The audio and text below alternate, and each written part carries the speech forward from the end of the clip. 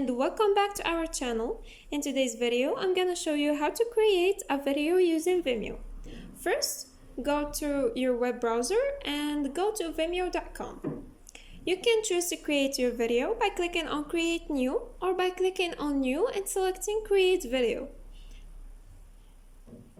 This will take you to the video creation page where you can start creating your video from scratch. Or use templates provided by Vimeo. Here you have several options to customize your videos, such as text, graphics, music, and colors. Click on Upload to add a video clip from your computer and select the video file you want to upload. Now you will find all of your uploaded videos in Uploads. You can also choose from the stock provided by Vimeo or add a video from your library.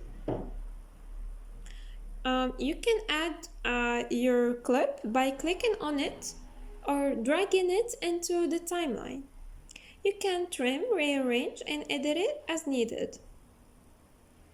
Click on Save to proceed to the Details page. Here, you can add a title, description, thumbnail, and tags, and many other options. You can also set the privacy settings to control who can see your video and how you want to share it. After filling in the details, click on Share. Your video will be processed and made available for sharing.